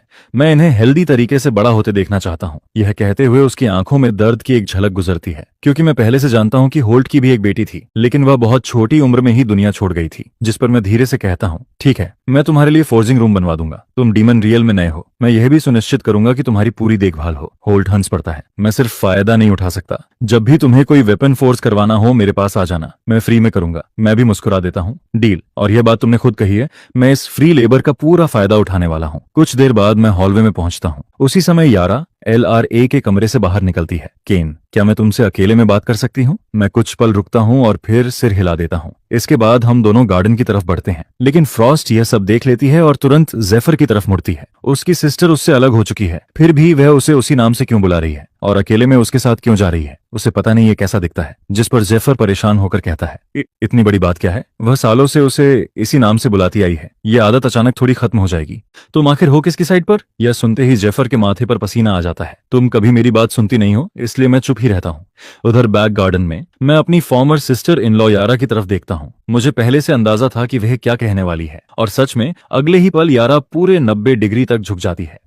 केन, मुझे माफ कर दो, मेरी सिस्टर की तरफ से। मैं लंबी सांस छोड़ता हूँ। मुझे पता था कि उसका इरादा बुरा नहीं है। उठो, तुमने कुछ गलत नहीं किया। मुझे सेराफिन ने पाला है, इसलिए मैं किसी भी इंसान से बेहतर जानती हूँ कि उसके लिए पावर कितनी महत्वपूर्ण है। लेकिन मैंने कभी नहीं सोचा था कि बात यहाँ तक पहुंच जाएगी। मैं सिर हिलाता हूँ। बस करो, जो हो गया वह हो गया, अब वापस नहीं जा सकते। लेकिन यारा और ज्यादा सिर झुका लेती है। फिर वह कहती है, केन, मैं रेन और नॉक्स की तरफ से भी माफी मांगना चाहती हूँ। यह सुनकर मैं पूरी तरह चुप हो जाता हूँ। क्या यह लड़की पैदा ही माफी मांगने के लिए हुई है? जिस पर मेरे चेहरे पर हल्की मुस्कान आ जाती है। ठीक है, अगर माफी मांगनी है तो थोड़ी सिंसियरिटी भी दिखाओ। यारा का एक्सप्रेशन बदल जाता है। मुझे बताइए क्या करना है, मैं कर दूंगी। मैं मजाक में कह देता हूँ। तो फिर आज से यहीं रहो और कभी वापस मत जाना। कर सकती हो? लेकिन अगले ही पल यारा सिर उठाकर गंभीरता से कहती है, क्या मैं पहले वापस जाकर सबसे ठीक तरह से विदा ले सकती हूँ? यह सुनते ही मैं लगभग खांस पड़ता हूँ। अरे यार, मैं मजाक कर रहा था। माफी स्वीकार है। अब खुश? सच कहूं तो मुझे समझ नहीं आता तुम्हारे साथ क्या किया जाए। लेकिन यह सुनकर यारा थोड़ी डिसअपॉइंटेड दिखाई देती है। मैं ज्यादा देर वहां नहीं रुकता और सीधे कोर्टयार्ड की तरफ लौट जाता हूँ। वहां पहुंचते ही मैं देखता हूँ कि होल्ट अपने हाथ में पकड़े डिवाइन वेपन को घूर रहा था। मुझे देखते ही वह भागकर मेरे पास आता है। ये तुम्हें कहां से मिला? इसके पीछे की फोर्जिंग स्किल और इसमें इस्तेमाल हुई फोर्बिडन टेक्निक्स का लेवल, मैंने अपनी जिंदगी में ऐसा कुछ नहीं देखा। ये बिल्कुल एक्स्ट्रॉर्डनरी है। मैं हल्का सा मुस्कुराता हूँ। सच कहूं तो इसे बनाने वाला तुमसे काफी बेहतर है। अगर तुम चाहो तो मैं उसे तुम्हें सिखाने के लिए मना सकता हूँ। यह सुनते ही होल्ट की आंखें चमक उठती हैं। सच में? इतना स्किल्ड इंसान? वह मुझे सिखाने के लिए तैयार होगा? मैं कंधे उचकाता हूँ। अगर उसने मना किया तो मैं उसे पीट कर मना लूंगा। उस हिस्से की चिंता मत करो। जिस पर होल्ट तुरंत सिर हिलाता है। किसी को पीट कर सिखाने पर मजबूर करना थोड़ा गलत लगता है, और जहां तक मेरा अंदाजा है ऐसी चीज फोर्ज करने वाला कम से कम पीक ग्रैंड एम्परर लेवल का होगा। क्या तुम पक्के तौर पर उसे हरा सकते हो? तभी बगल से जेफर बोल पड़ता है, होल, बस इस पर भरोसा करो। डेमन रियलम में कोई भी केन को मना नहीं करता जब तक कि उसे पिटना पसंद न हो। यह सुनकर होल्ट और यारा दोनों पूरी तरह स्टंट रह जाते हैं। कुछ देर बाद होल्ट जोर से हंस पड़ता है। बहुत बढ़िया, ऐसे में मैं स्काईफॉल एबिस जाकर कुछ अच्छे मटेरियल्स भी ले आता हूँ। इसके बाद मैं यारा और बाकी लोगों की तरफ इशारा करता हूँ। वैसे जिसने भी अभी तक ग्रैंड एम्परर रियलम हासिल नहीं किया है वह मेरे साथ चले। नीचे एक ऐसी जगह है जो तुम्हारे शरीर को क्लींस कर सकती है। बाद में ग्रैंड एम्परर रियलम में ब्रेक थ्रू करना बहुत आसान हो जाएगा। फिर मैं जेफर की तरफ मुड़ता हूँ। जेफर, तुम्हारे पास क्रेग का सोल मैसेज मार्क होना चाहिए। उसे मैसेज भेजो, उसे यहाँ बुलाओ और कहो कि एक फॉर्जिंग रूम बनाने में मदद करे। बोलना ये मेरी रिक्वेस्ट है। जिस पर जेफर तुरंत सिर हिला देता है। इसके बाद मैं चारों को लेकर वहां से निकल जाता हूँ। कुछ समय बाद जेफर सोल मैसेज जेड निकालता है। हे क्रेग, मैं क्रेग बोल रहा हूँ। और फिर से तुम? बहुत बढ़िया, बाय। रुको, क्या? इस बार मैं तुम्हें नहीं बुला रहा हूँ। तो फिर कौन बुला रहा है? और कौन? वही, अभी तुरंत यहाँ। उसे फॉर्जिंग से जुड़ी मदद चाहिए, साथ में तुम्हें एक फॉर्जिंग रूम भी बनाना है। क्रेग तुरंत शक भरी आवाज में कहता है, फिर से मुझे बेवकूफ बनाने की कोशिश कर रहे हो? पिछली बार भी तुमने यही कहा था कि वह वापस आ गया है सिर्फ मुझे वहां घसीट कर ले जाने के लिए, और ऊपर से मैंने तुम्हारे लिए वेपन फोर्स भी किया था। तुम्हें लगता है मैं दोबारा इस जाल में फंस जाऊंगा? जिस पर जेफर तुरंत कहता है, इस बार सच में वह वापस आ चुका है। अगर मैं झूठ बोल रहा हूं तो मैं सबसे बड़ा बेवकूफ हूं। वो तो तुम पहले ही साबित कर चुके हो। यह सुनकर जेफर कुछ पल के लिए चुप हो जाता है। फिर वह कहता है, मुझ पर भरोसा नहीं है? फ्रॉस्टेड से पूछ लो, वह यहीं मेरे साथ है। जिस पर अगले ही पल फ्रॉस्ट की आवाज सुनाई देती है। यह सच है? वह सच में वापस आ चुका है। लेकिन दूसरी तरफ से तुरंत जवाब आता है, वाह जेफर, काफी चालाक हो गए हो। इस बार उसकी आवाज की नकल नहीं की, बल्कि फ्रॉस्ट को इस्तेमाल कर लिया। इंप्रेशन अच्छा था, लेकिन मैं फिर भी नहीं आ रहा। जिस पर फ्रॉस्ट तुरंत हंस पड़ती है, हिम्मत है तो खुद आकर मिल लो। और अगले ही पल कनेक्शन कट जाता है। उधर डीमन रियलम के पूर्वी बंजर इलाके के ऊपर आसमान में खड़ा मैं अपने आसपास के परिचित नजारों को देख रहा होता हूँ। मेरे होंठों पर हल्की मुस्कान आ जाती है। यहीं से सब शुरू हुआ था। यही वह जगह थी जहां मैं पहली बार डीमन रियलम का सबसे ताकतवर इंसान बना था। यहीं मुझे सेलेस्टियल स्लेइंग ब्लैक फ्लेम मिली थी, जो एक ग्रैंड एम्परर को भी एक ही पल में खत्म कर सकती थी। इसके बाद मैं चारों की तरफ मुड़ता हूँ। इस बार मेरा एक्सप्रेशन पूरी तरह गंभीर हो चुका था। अब ध्यान से सुनो, सब लोग मेरे पास ही रहोगे। अंदर और गहराई में जाने के बाद कोई भी मेरी एनर्जी बैरियर से बाहर नहीं जाएगा। वहां की डिमोनिक फ्लेम्स तुम्हें जिंदा निगल जाएंगी। इसके बाद मैं एलआरए को अलग बुलाता हूँ। एलआरए, अपनी छोटी बहन पर नजर रखना, उसे कहीं भागने मत देना। लेकिन इससे पहले कि एलआरए कुछ कहे, मोची तुरंत बोल पड़ती है, चिंता मत करो, मैं बिल्कुल गुड गर्ल बनकर रहूंगी। चारों में से सेना सबसे अच्छी तरह जानती थी कि स्काईफॉल एबिस कितना खतरनाक है। कई पीक ग्रैंड एम्परर्स यहाँ अपनी जान गंवा चुके थे। इसके बाद मैं बिना कुछ कहे चारों को अपनी शक्ति से घेर लेता हूँ और अगले ही पल हम रोशनी की एक किरण की तरह नीचे की ओर गिरने लगते हैं। दूर से यह देखकर कई लोग हैरान रह जाते हैं। ये लोग क्या कर रहे हैं? सीधे स्काईफॉल एबिस के सेंटर में उड़कर जा रहे हैं। क्या इनका दिमाग खराब हो गया है? लेकिन मैं जरा भी नहीं रुकता, उल्टा मेरी स्पीड और बढ़ जाती है। पलक झपकते ही मैं सभी को लगभग 3 मील की गहराई तक ले आता हूँ, जिस पर मैं अपना हाथ आगे बढ़ाता हूँ और अगले ही पल 30 फीट के रेडियस में एक विशाल लाइट शील्ड बन जाता है। यहीं रहकर कल्टीवेट करो। मैं और नीचे मटेरियल्स ढूंढने जा रहा हूँ। किसी भी हालत में इस शील्ड से बाहर मत निकलना। अगर कोई आसपास आ भी जाए तो उसे इग्नोर करना, चाहे वह कितना भी ताकतवर क्यों न हो, वह तुम्हें छू भी नहीं पाएगा। ठीक है डैड, मोची यहीं वेट करेगी। यह कहकर मैं और गहराई में उतर जाता हूँ। अपनी पिछली पीक स्ट्रेंथ पर भी मैं सिर्फ 35 मील नीचे तक पहुंच पाया था, लेकिन अब जब मैं वापस आया हूँ, मेरा इरादा बिल्कुल नीचे तक पहुंचने का था और जितना ज्यादा हो सके स्काईफॉल डिवाइन गोल्ड इकट्ठा करने का भी। कुछ ही पलों में मैं 25 मील की गहराई पार कर जाता हूँ और तभी मुझे कुछ अनएक्सपेक्टेड दिखाई देता है। एक महिला जिसकी एरे आर्ट्स पर पकड़ बेहद असाधारण थी। मैं उसे बस एक झलक भर देखता हूँ और उसके आगे निकल जाता हूँ। उसी समय वह महिला अपने पास से गुजरी काली रोशनी को फील करती है। असंभव, इस गहराई तक कोई ऐसे कैसे उड़ सकता है? लेकिन तब तक मैं आगे निकल चुका था। कुछ देर बाद मैं 35 मील की गहराई तक पहुंच जाता हूँ। यही वह जगह थी जहां पिछली बार मैंने सारा स्काईफॉल डिवाइन गोल्ड निकाल लिया था। मैं नीचे की तरफ देखता हूँ। अब देखते हैं कि पिछली बार से दोगुनी ताकत के साथ मैं कितना नीचे जा सकता हूँ। 2.5 मिनट बाद मैं 45 मील की गहराई तक पहुंच जाता हूँ। इस दौरान मैं स्काईफॉल डिवाइन गोल्ड के 2 विशाल टुकड़े भी इकट्ठा कर चुका था। मैं नीचे झांकता हूँ। लगता है यह एबिस लगभग 50 मील पर खत्म होता है, लेकिन दोगुनी ताकत अब कम पड़ने लगी है। शायद अब मुझे 3 गुना ताकत इस्तेमाल करनी होगी। अगले ही पल मेरी कल्टीवेशन पावर 3 गुना बढ़ जाती है और तुरंत पहले वाला दबाव गायब हो जाता है। रॉ पावर से बेहतर कुछ नहीं। करीब 15 मिनट बाद मैं स्काईफॉल एबिस के बिल्कुल तल तक पहुंच जाता हूँ और वहां का नजारा देखकर मेरी आंखें चमक उठती हैं। सबसे नीचे बीचों बीच एक विशाल स्काईफॉल डिवाइन गोल्ड का टुकड़ा तैर रहा था। इतना बड़ा टुकड़ा कि उससे अनगिनत चीजें फोर्स की जा सकती थीं। मैं उसके पास पहुंचकर ध्यान से देखने लगता हूँ, लेकिन तभी मुझे कुछ अजीब दिखाई देता है। उसके बिल्कुल सेंटर में एक अर्ध पारदर्शी एनर्जी मास धड़क रहा था, मानो उसके अंदर कोई जीवित चीज मौजूद हो। तो इसके अंदर सच में कोई जीवित प्रेजेंस है। और तभी वह एनर्जी मास अचानक मेरे ऊपर एक भयानक फोर्स ब्लास्ट छोड़ देता है। मैं हल्का सा मुस्कुराता हूँ। तो छोटा सा जीव जिंदा भी है और काफी गुस्सैल भी। मैं एक हाथ उठाता हूँ और वह फोर्स ब्लास्ट पल भर में बिखर जाता है। चलो देखते हैं तुम आखिर हो क्या। जिज्ञासा में मैं उसके और करीब जाने लगता हूँ, लेकिन हर कदम के साथ वह एनर्जी मास और ज्यादा शक्ति छोड़ता है, मानो पूरी कोशिश कर रहा हो कि मैं उसके पास न पहुंचूं। काफी जिद्दी हो, लेकिन क्या सच में लगता है कि तुम मुझे नुकसान पहुंचा सकते हो? आखिरकार मैं उसके बिल्कुल सामने पहुंच जाता हूँ और ब्लैक फ्लेम को उसके ऊपर रख देता हूँ, जिस पर वह एनर्जी मास तुरंत शांत हो जाता है। पहले भी जब मैं स्काईफॉल डिवाइन गोल्ड इकट्ठा करता था, तब सेलेस्टियल स्लेइंग ब्लैक फ्लेम से उसे न्यूट्रलाइज करना पड़ता था, लेकिन आज तक मुझे नहीं पता था कि यह चीज आखिर है क्या। इसे साथ ले चलता हूँ, शायद किसी और को इसके बारे में कुछ पता हो। उधर 3 मील नीचे वही महिला जिसे मैंने 25 मील की गहराई पर देखा था, लाइट शील्ड के सामने खड़ी थी।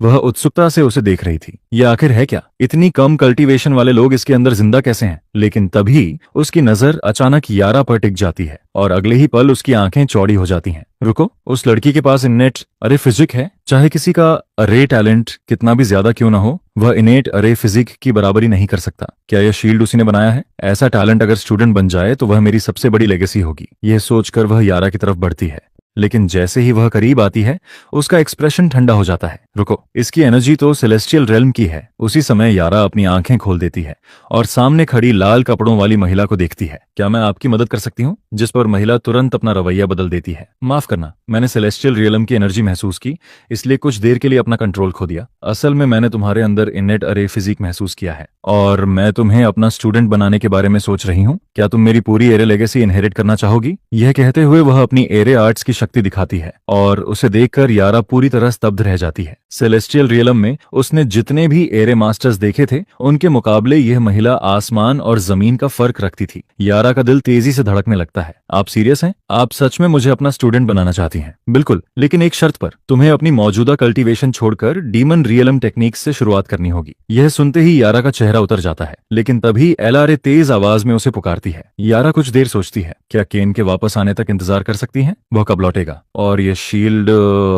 क्या तुमने बनाया है? वह किसी काम से गए हैं, जल्दी ही वापस आ जाएंगे। और शील्ड उनकी बनाई हुई है। यह सुनते ही लाल कपड़ों वाली महिला चौंक जाती है। इतना असाधारण अरे उसने अपनी जिंदगी में कभी नहीं देखा था।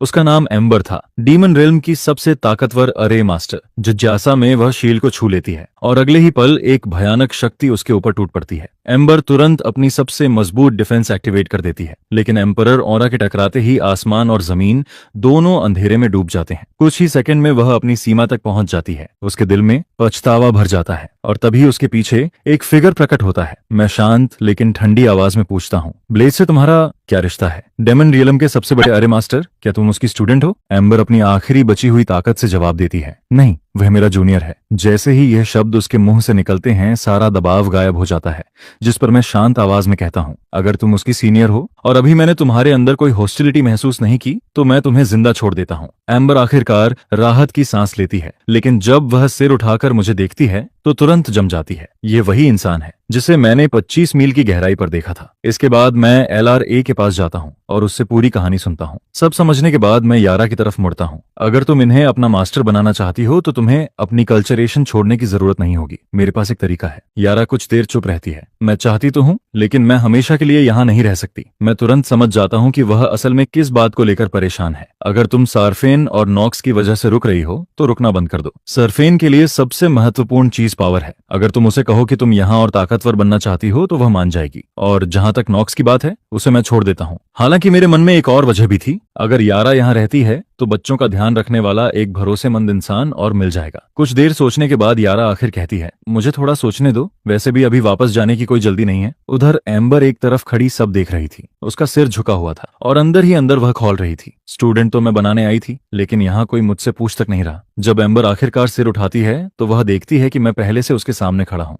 हम शैडो सिटी की तरफ जा रहे हैं, साथ चलोगी? जिस पर एम्बर तुरंत सिर हिलाकर हाँ कहती है। और मेरी राय में तुम्हारी अरे आर्ट्स उस बूढ़े ब्लेड से कहीं ज्यादा पावरफुल हैं। फिर उसने कभी तुम्हारा जिक्र मुझसे क्यों नहीं किया? जिस पर वह हल्की मुस्कान के साथ कहती है, तुम्हें अब तक पता चल ही गया होगा, मेरा जूनियर हमेशा स्पॉटलाइट में रहना पसंद करता है। उसे डर रहता है कि कहीं मैं डीमन रियलम की नंबर 1 अरे मास्टर वाली उसकी पोजीशन न छीन लूं, इसलिए वह मेरे बारे में कभी किसी से कुछ नहीं कहता। इसके बाद वह आगे कहती है, वैसे भी मैं हमेशा अपनी रिसर्च में इतनी बिजी रही कि फेम की कभी परवाह ही नहीं की। यह सुनकर मैं पूरी तरह स्पीलेस रह जाता हूँ। वह बेशर्म बूढ़ा आदमी मेरी सोच से भी ज्यादा खराब निकलता है। आधे घंटे बाद मैं शैडो वेल सिटी के कोर्टयार्ड में वापस पहुंचता हूँ। जैसे ही मेरी नजर क्रेग पर पड़ती है मेरे चेहरे पर तुरंत मुस्कान आ जाती है। क्रेग, तुम सच में आ गए? जिस पर क्रेग कहता है, सच कहूं तो मुझे अभी तक यकीन नहीं हो रहा। शुक्र है फ्रॉस्ट ने खुद मुझे सोल मैसेज भेजा, वरना मैं ये सब मिस कर देता। फिर जेफिर बोलता है, मैंने इस जिद्दी बूढ़े आदमी को बताया था कि तुम वापस आ गए हो, लेकिन यह किसी भी हालत में यकीन करने को तैयार नहीं था। जिस पर क्रेग पूरी मासूमियत से कहता है, तुम्हें नहीं पता जेफिर कितनी बार झूठ बोल चुका है। मेरे पास कोई और ऑप्शन ही नहीं था। यह सुनकर मैं ऑकवर्ड तरीके से हंस देता हूँ। तभी मोची दौड़ती हुई आती है। डैड, ये कौन है? मैं जवाब देता हूँ, इनका नाम क्रेग है। ये मेरे पुराने दोस्त हैं। तुम इन्हें जो चाहो बुला सकती हो। लेकिन मेरी बात पूरी भी नहीं होती कि मोची सीधे क्रेग की तरफ मुड़कर जोर से चिल्लाती है, ग्रैंडपा क्रेग।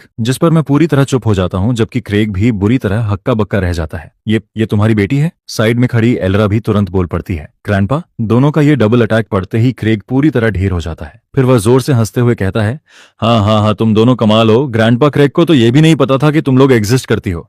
मैं तुम्हारे लिए कोई प्रॉपर गिफ्ट नहीं लाया तो इसकी भरपाई कर देता हूँ। इसके बाद वह 2 शानदार स्वॉर्ड निकालता है। ये मेरी सबसे बेहतरीन 10th टियर सोर्ड्स हैं। इन्हें ग्रैंडपा क्रेग की तरफ से वेलकम गिफ्ट समझो। मैं अपनी दोनों बेटियों की तरफ देखता हूँ जो अभी भी हिचकिचा रही होती हैं, जिस पर मैं कहता हूँ ले लो, लेकिन तभी मेरे चेहरे पर शरारती मुस्कान आ जाती है। वैसे एक एक से काम नहीं चलेगा, अच्छी चीजें ज्यादा हों तो और बेहतर होता है ना? वे दोनों ग्रैंडपा भी फ्री में नहीं आए थे, क्यों ना 2 और मांग लें ताकि यारा और सेना को भी दे सकें। हाँ हाँ, जितनी चाहो ले लो, तुम्हारे ग्रैंडपा के पास हर चीज की भरमार है, खासकर वेपन्स की। यह सुनते ही मोची और लरा खुशी से बोल उठती हैं, थैंक यू ग्रैंडपा क्रेग, जिस पर क्रेग की मुस्कान और भी चौड़ी हो जाती है। ये देखकर फ्रॉस्ट और जेफर दोनों पूरी तरह स्टंडेड रह जाते हैं।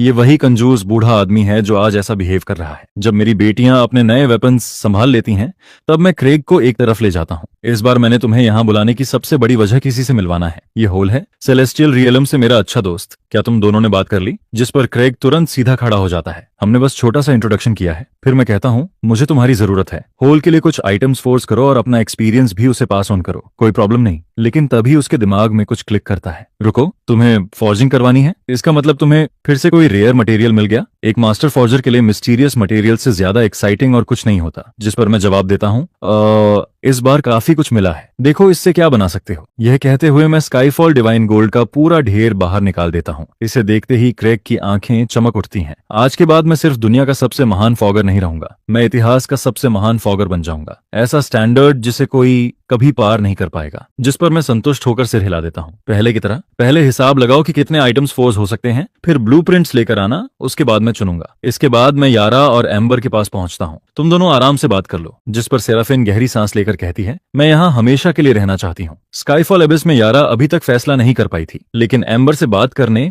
और मोची से 10th टियर स्वॉर्ड मिलने के बाद उसका फैसला पूरी तरह बदल चुका था। दूसरी तरफ सेराफिन गहरी सांस लेकर तुरंत नॉक्स को सोल मैसेज भेजती है, वहां क्या चल रहा है? यारा किसी खतरे में तो नहीं है? जिस पर जवाब आता है, बिल्कुल नहीं, बल्कि इसका उल्टा हुआ है। मुझे एक ऐसा ब्रेक थ्रू मिला है जो मेरी पूरी जिंदगी बदल सकता है। केन की मदद से मैंने इनेट अरे फिजिक अवेकन कर लिया है। ये शब्द सुनते ही नॉक्स, रेन और टो वहां पहुंच जाते हैं। जैसे ही सब लोग इनेट अरे फिजिक का नाम सुनते हैं पूरा माहौल शांत हो जाता है। क्या तुम सच कह रही हो? इनेट अरे फिजिक, क्या वो सिर्फ लेजेंड्स में मौजूद नहीं था? मैं पूरी तरह श्योर हूँ। जिस पर यारा पूरी कहानी शुरू से आखिर तक उन्हें बताती है। यह सुनते हुए सेराफिन की भौहें और सिकुड़ती जाती हैं। ये सब कुछ जरूरत से ज्यादा कन्वीनियंट लग रहा है और ये महिला भी उसी इंसान की सीनियर निकलती है जिसे केन जानता है। जिस पर यारा कड़वी मुस्कान के साथ कहती है, ये सब केन की वजह से है। और सच कहूं तो मुझे भी ये बात हाल ही में पता चली। वह कुछ पल रुकती है। किसने सोचा था कि मेरा फॉर्मर ब्रदर इन लॉ वही legendary eternal night demon emperor निकलेगा। जिस ऊंचाई तक पहुंचने के लिए सेराफेन ने पूरी जिंदगी मेहनत की,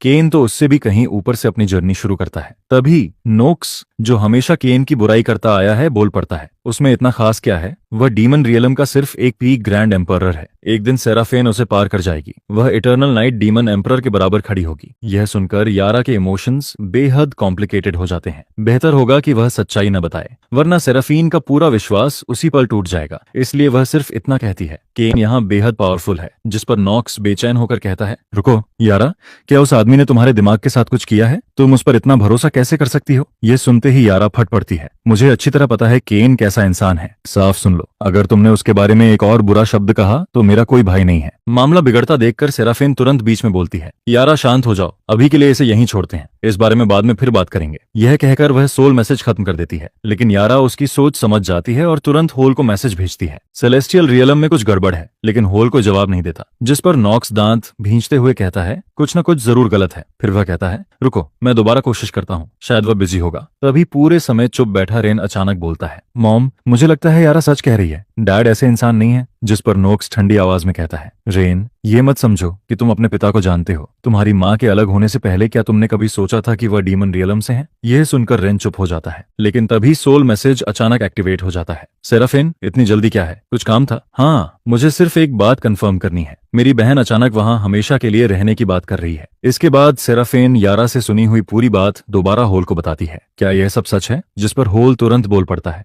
एक एक शब्द सच है, चिंता मत करो, तुम्हारा एक्स यहाँ डरावनी हद तक पावरफुल है। और कुछ अगर नहीं तो मुझे वापस काम पर जाना है। यह सुनकर सेराफिन के अंदर बेचैनी की लहर दौड़ जाती है। होल, क्या तुम सच में जो कह रहे हो वह सब सच है? जिस पर होल नाराज होकर कहता है, सेराफिन, ये मेरे साथ गलत है, मैंने तुमसे कब झूठ बोला? अगर भरोसा नहीं है तो मैसेज करने की जरूरत ही क्या थी? यह कहकर होल कनेक्शन काट देता है। दूसरी तरफ सेराफिन गहरी सोच में डूब जाती है। मैं इसे ऐसे नहीं छोड़ सकती, यारा को वापस आना होगा, चाहे सिर्फ एक बार के लिए ही सही। जिस पर नॉक्स आह भरते हुए कहता है, हालात देखकर तो नहीं लगता कि वह वापस आएगी, यहाँ तक कि होल भी। लेकिन सेराफेन उसकी बात बीच में ही काट देती है। सच्चाई जानने का सिर्फ एक तरीका है, उसे वापस बुलाओ और अपनी आंखों से देखो। अगर सब सच निकला तो हम उसे जाने देंगे। करीब 15 मिनट बाद यारा मुझे अकेले ढूंढ लेती है। केन, मैंने फैसला कर लिया है, मैं हमेशा के लिए यहीं रहने वाली हूँ। लेकिन सेराफेन को लगता है कि यह फैसला मेरा अपना नहीं है, इसलिए मुझे एक बार वापस जाना होगा। जिस पर मैं सिर हिलाता हूँ। यारा, तुम्हारा यहाँ रहना सबसे अच्छा आउटकम होगा, जाओ। तुम कब निकलना चाहती हो? अभी। मैं सिर हिलाता हूँ और एक ही वॉइड स्टेप में उसे डीमन रेल्म और सेलेस्टियल रेल्म की सीमा तक ले जाता हूँ। केन, यहाँ तक काफी है, ठीक है। जब सब खत्म हो जाए तो मुझे सोल मैसेज भेज देना। इसके बाद हम दोनों अलग अलग दिशाओं में चले जाते हैं। 1 घंटे बाद यारा अपनी बहन के सामने पहुंचती है, लेकिन वहां पहुंचकर वह देखती है कि हॉल में 2 अजनबी पहले से खड़े हैं।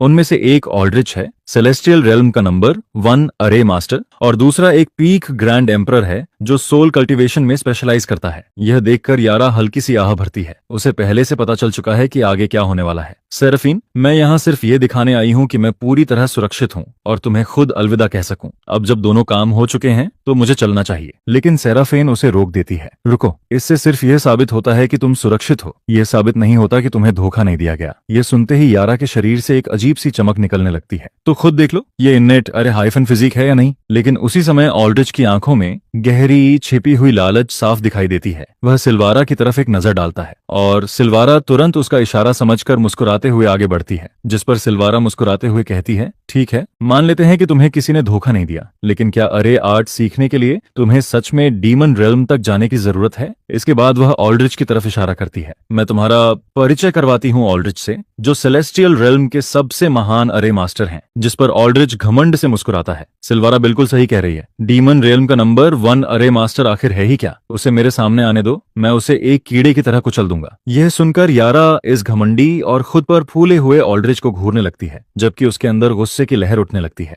मुझे एक बार आपका सबसे पावरफुल अरे फॉर्मेशन देखने का मौका मिला था, लेकिन अगर उसकी तुलना डीमन रियलम वाले अरे फॉर्मेशन से की जाए तो सच कहूं वह उसके सामने काफी कमजोर पड़ता है। अगर मेरी बात से आपको बुरा लगा हो तो मैं माफी मांगती हूँ। यह सुनते ही अल्ड्रिक के चेहरे पर गुस्सा साफ दिखाई देने लगता है, लेकिन वह खुद को रोकता है। ठीक है, मैं किसी जूनियर के साथ बहस करने जितना नीचे नहीं गिरूंगा, लेकिन उम्मीद करता हूं कि भविष्य में तुम ऐसी बातें नहीं करोगी। जिस पर सिल्वारा समझ जाती है कि मामला उसके हाथ से निकल रहा है, इसलिए वह तुरंत बात घुमा देती है। ठीक है, अगर तुम सच में अपने फैसले को लेकर पूरी तरह श्योर हो तो कम से कम अपनी बहन को चैन से रहने दो। क्यों ना ये एल्डर तुम्हारा सोल रीडिंग कर ले? फिर वह मुस्कुराकर पूछती है, क्या कहती हो? यारा के पास छिपाने के लिए कुछ भी नहीं होता, इसलिए वह बिना किसी हिचकिचाहट के सिर हिला देती है। कर लीजिए। जिस पर वह एल्डर आगे बढ़ता है। उसकी उंगली की नोक पर सुनहरी रोशनी की एक पतली धारा इकट्ठा होने लगती है, जो अगले ही पल सीधे यारा के दिमाग में प्रवेश कर जाती है। कुछ पल बीतते हैं, फिर एल्डर चुपचाप सिल्वारा को एक प्राइवेट सोल मैसेज भेजता है। सिल्वारा, उसकी सोल पूरी तरह साफ है। यह सुनते ही सिल्वारा का चेहरा थोड़ा सख्त हो जाता है। कुछ सेकंड की चुप्पी के बाद उसकी आंखें सिकुड़ जाती हैं। एल्डर, वही करो जो मैंने पहले कहा था। अगले ही पल एल्डर जोर से बोलता है, मैंने कंफर्म कर लिया है, तुम्हारी बहन पर एक खास सोल मैनिपुलेशन टेक्निक इस्तेमाल की गई है। यह सुनते ही यारा सब कुछ समझ जाती है, उसे सिल्वारा ने फंसाया है। जिस पर सिल्वारा तुरंत मौका पकड़ लेती है। मुझे पहले से ही कुछ गलत लग रहा था सेराफेन, हम यारा को डीमन रियलम वापस नहीं जाने दे सकते। सेराफेन की भौहें कसकर सिकुड़ जाती हैं। यारा, मुझे शुरू से ही लग रहा था कि तुम्हारे अंदर कुछ बदल गया है। कुछ समय के लिए सेलेस्टियल रियलम में ही रुक जाओ प्लीज। यह सुनते ही यारा का दिल टूट जाता है। सेराफिन, तुम मेरा दिल तोड़ रही हो, क्या तुम्हें भी मुझ पर भरोसा नहीं है? जिस पर सारा तुरंत बीच में बोल पड़ती है, क्या अपनी बहन से ऐसे बात करते हैं ने? तुम्हें समझना चाहिए कि वह सिर्फ तुम्हारे भले के लिए यह सब कर रही है। यही वह आखिरी बात होती है जो यारा को पूरी तरह भड़का देती है। सिल्वारा, मैं बहुत पहले से तुम्हें बर्दाश्त कर रही हूँ। मेरी बहन और केन के अलग होने में तुम्हारा पूरा हाथ था, और अब तुम हमारे बीच भी दरार डालने की कोशिश कर रही हो। आखिर तुम्हारा मकसद क्या है? यह सुनते ही सारा का चेहरा काला पड़ जाता है। सेराफिन, यारा को देखो, वह सिर्फ कुछ दिनों के लिए डीमन रियलम गई थी और उसकी हालत देखो। अगर तुमने उसे वापस जाने दिया तो बाद में पछताओगी। जिस पर यारा अपना सारा गुस्सा बाहर निकाल देती है। तुम्हारी हिम्मत कैसे हुई ये कहने की कि मेरा सोल मैनिपुलेशन हुआ है? शायद तुम्हारे पूरे परिवार का हुआ होगा। यह सुनकर सेराफिन पूरी तरह जड़ हो जाती है। उसने कभी यारा को इस हालत में नहीं देखा था। यारा, तुम्हें सुनाई भी दे रहा है कि तुम क्या कह रही हो? जिस पर यारा बिना झिझक जवाब देती है, मुझे सब साफ सुनाई दे रहा है, क्योंकि आज से ज्यादा क्लियर माइंडेड मैं अपनी पूरी जिंदगी में कभी नहीं रही। इसके बाद वह मोची द्वारा दी गई स्वॉर्ड निकाल लेती है। अब मुझे समझ में आता है कि केन कैसा फील करता होगा। फिर वह स्वॉर्ड सीधा सिल्वारा की तरफ तान देती है। खुशकिस्मत हो कि मेरे पास केन जैसी पावर नहीं है, वरना आज तुम्हारा आखिरी दिन होता। जिस पर सारा तुरंत मासूम बनने का नाटक करती है। सेराफेन, तुम्हारी बहन पूरी तरह किसी स्पेल के असर में है, हमें इसे यहीं रोकना होगा। सेराफेन अपनी बहन को देखती है, जो अब उसे किसी अजनबी की तरह लगने लगी थी, और एक बार फिर वह सिल्वारा की बात पर विश्वास कर लेती है। वेपन नीचे रख दो, वरना जो आगे होगा उसके लिए मुझे दोष मत देना। ये शब्द यारा को पूरी तरह तोड़ देते हैं। अगले ही पल वह अपनी स्वॉर्ड अपनी ही गर्दन पर रख देती है। ठीक है, तुम लोग मुझे यहाँ रोकना चाहते हो, है ना? तो आज मैं यहीं मर जाती हूँ। यह देखकर सेराफेन के चेहरे का रंग उड़ जाता है। उसने कभी नहीं सोचा था कि उसकी अपनी बहन इतना बड़ा कदम उठा सकती है। वह कुछ करना चाहती है, लेकिन यारा सेक्रेड किंग रेल्म की कल्टीवेटर होती है, और उसके हाथ में वह भयानक सोड भी होती है। उसकी बांह का एक छोटा सा झटका सब कुछ खत्म कर सकता है। यारा, प्लीज शांत हो जाओ, हम बात करके इसे सुलझा सकते हैं। जिस पर यारा ठंडी आवाज में कहती है, अब कहने के लिए कुछ नहीं बचा, मेरी जिंदगी मेरी है, उसका फैसला भी मैं ही करूंगी। तभी नोक्स, जो अब तक यारा के जाने के खिलाफ था, अचानक आगे बढ़ता है। सेराफेन, मत हिलो, मैं यारा को सबसे ज्यादा जानता हूँ। मैं भी चाहता हूँ कि वह यहीं रहे, लेकिन इस तरह नहीं। सेराफेन के अंदर इमोशंस का तूफान चल रहा होता है। काफी देर बाद वह गहरी सांस छोड़ती है। ठीक है यारा, जाओ। जाने से पहले यारा आखिरी बार अपनी बहन की तरफ देखती है। मैं इस दरवाजे से बाहर जा रही हूँ और फिर कभी वापस नहीं आऊंगी। अगर तुम अभी भी मुझे अपनी बहन मानती हो तो मेरी बात पर विश्वास करो। सारा पर भरोसा नहीं किया जा सकता। इसके बाद वह सिल्वारा की तरफ मुड़ती है और उसे जलती हुई नजरों से घूरती है। मेरा इंतजार करना, जब मैं काफी स्ट्रांग हो जाऊंगी तो तुम्हारे लिए वापस आऊंगी। यह कहकर यारा एक टेलीपोर्टेशन